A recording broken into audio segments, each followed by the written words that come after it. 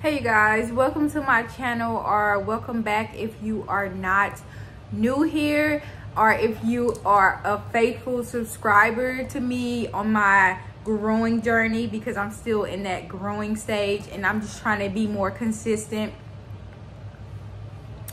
So I have been doing a lot of vlogs lately, or I've been doing mostly vlogs lately, but I really feel like the Lord put it on my heart to do this sit down video, and he even made the time available for me to do it, so I didn't have any excuse but to do it. And the video is going to be titled, as you guys already seen, how the Lord blessed me with the job that he wanted me to have. So if that sounds interesting to you, if that sounds like that could be encouraging to you, then please stay tuned. So I don't want to hold you too long. Let's get straight into the video. I'm going to give you guys a little background of my work history, and by the end of this video, or by the end of whatever video, I'll let you guys know where I am now and where God has brought me since then. So I started working for the first time when I was 17. I was working a part-time job at the Edward Jones Dome in St. Louis, in downtown St. Louis, and cleaning up after games. We were going around the seating area and just picking up, sweeping, mopping, all of that. Nothing fun. It smelled disgusting. Just think of the smell of beer and peanuts, and you mix them together, or you let it get old. Yes, that's what we were cleaning, and that's the conditions that we were cleaning in. So yay, such a glamorous first job, you know, like everybody's first job. But so I did that throughout the school year on weekends, and then I ended up graduating, and I was about to do this case study where they pay you to do different sleep tests and stuff like that, and it was paying like $1,000 or something like that. But at the same time that I was about to do that, the supervisor at the temp job called me and said that they had a job for me where it was a temp job, but it was for a week long. So I'm like, thank you, Jesus, like that is perfect timing.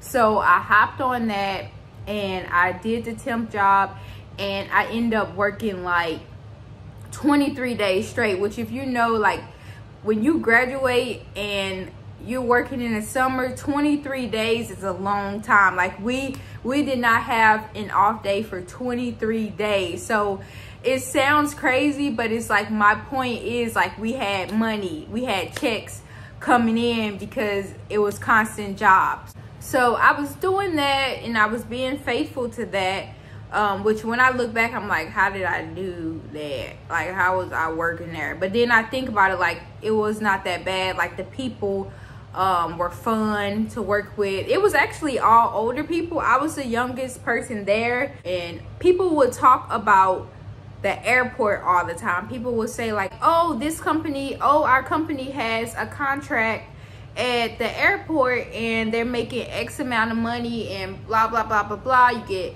a set schedule, you get, you know, it just they just made it sound really, really good. And I just started like dreaming about it, and I'm like, man, that would be great to have a steady schedule, to know what days I'm going to work, and know what time I'm going to work. Because with the temp job, one minute I may be working 7 a.m. to 3 p.m. Then another day I may be working 3 p.m. to 8 p.m. And then another day I may be working 11 p.m. to 7 a.m. So it was all over the place, not like the structure that I was kind of wanting. So basically the airport, working at the airport sounded like a dream.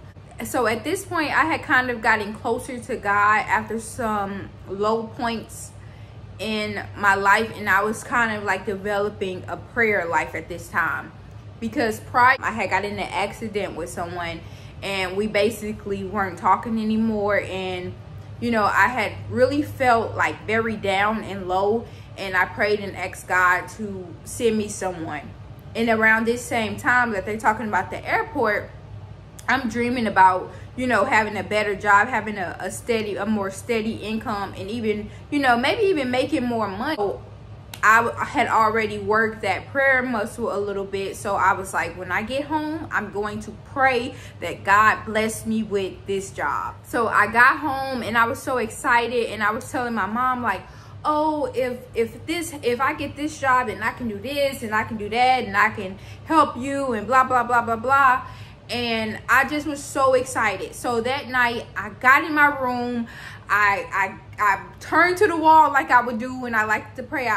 It just was something so intimate about just turning to my wall, like almost touching the wall, and just like talking to God. And I was just asking God to, like, please bless me with this job so I can have a steady income, so I can have structure, so I can have a set schedule, all of that. So fast forward, I'm just working one day, you know, faithfully sweeping or mopping or something after a game. Supervisor or someone or a lead or something came to me like they want you down, they want you to come down. So I came down, and it was the owner of the company that we were working for, who also had a contract at the airport. And he asked me my name and all of that stuff and all of that, you know, and he was like, they need you at the airport.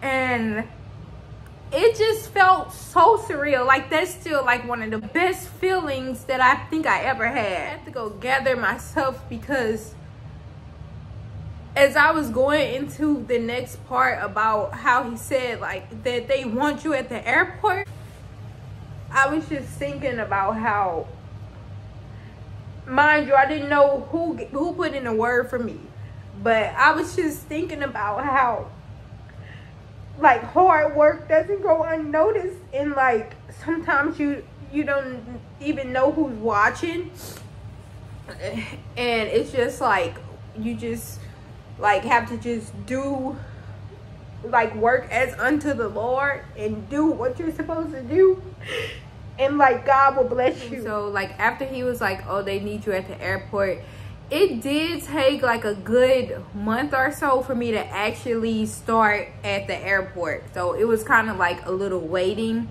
process, to where like I was waiting to hear back from them.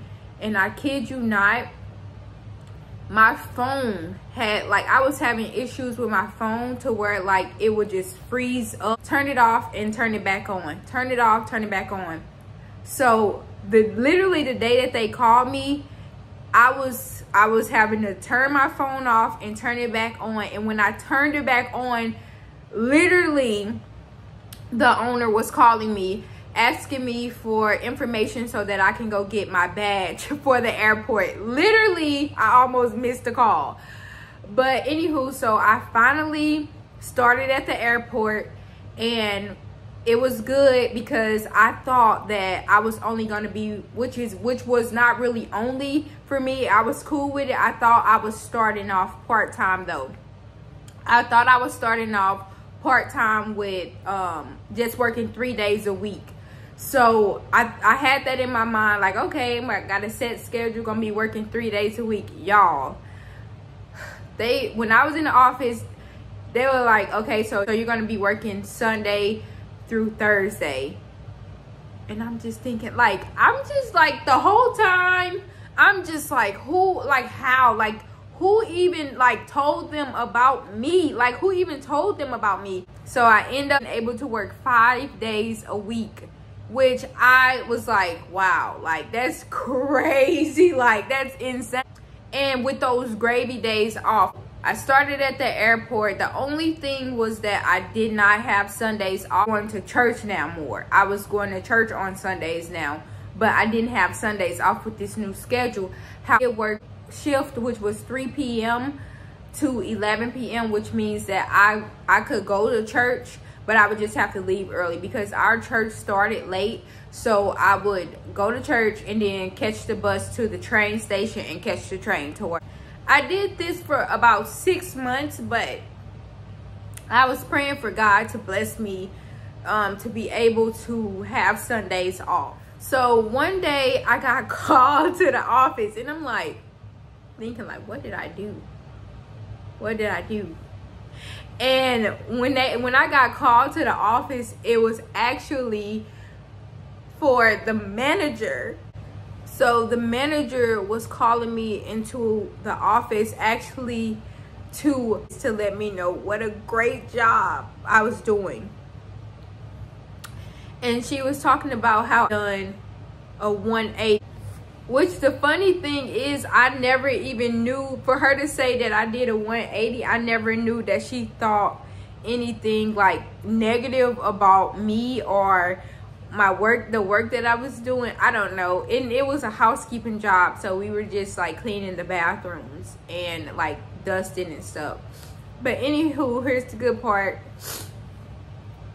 So she was telling me like, you're doing a great job, like you've done a 180, blah blah blah blah blah, just literally singing my praises, like literally singing my praises. And I was like, since we talking, is there any openings for like weekends off or Sundays off? And she was like, no, somebody would have to get fired or quit for that to come available.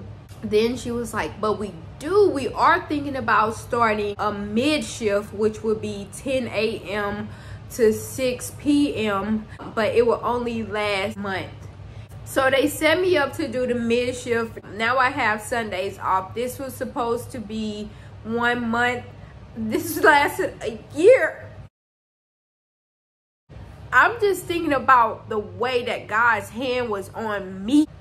So I end up starting the mid shift, which was the 10 a.m. to 6 p.m. just going around doing detail work. I didn't even have to work in the bathroom. Like unless I was like wiping like chrome doors down, I didn't even have to work in the bathroom. I was just walking around talking to people and just doing my job, just doing detail work, shining the chrome and stuff like in like weird places and stuff. So I was doing that literally lasted a year. And after that, a new company came in. When the new company came in, my schedule became 7 a.m. to 3 p.m.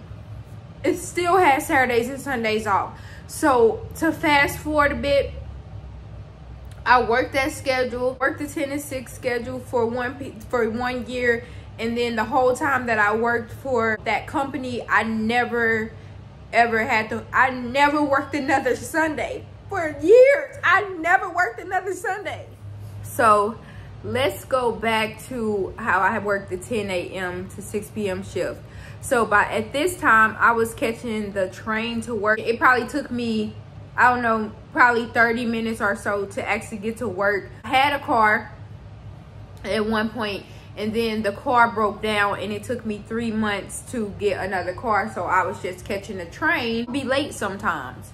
And I did not I never would wake up real early. I would wake up just to have enough time to get up, get ready for work, make it to the bus stop or make it to the train station. So I would be late sometimes. I didn't really have issues with being late when I was working a 3 p.m. shift. I wasn't crunched for time.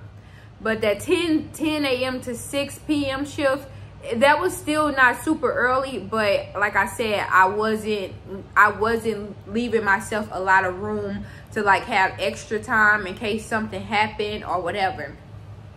So I would be late sometimes, and at some point, like they talked to me about it, and I would do good for a certain amount of time, and then I would start being late again. This went on for a long time, but I would go through long periods to where I wasn't late, and then I would be late again. Mind you, at some point I got a car. Like after that 3 months, I got a car, but this went on for years. I ended up moving to Illinois, which was 30 minutes away. Mind you, let's go back to the 7 a.m. shift now. We couldn't park at the airport having to pay like $20-something a day. So the thing that we would do is park at the Hanley station, which was the station right before the airport. Sometimes, like in the winter time and stuff, like the trains would be, you know, late and stuff. But even aside from that, like I was like always like never became a morning person, never wanted to get up, but I had to do what I had to do. I would only wake up in time enough to take a bath, maybe stop and get food, which sometimes like I didn't even have time to do that, and head to the Henley station. So I would be running late a lot, and I would be late a lot, but it was like God had grace. God was showing me, well, God was showing me grace and mercy, because mercy is when you need mercy when you're not doing what you're supposed to be doing.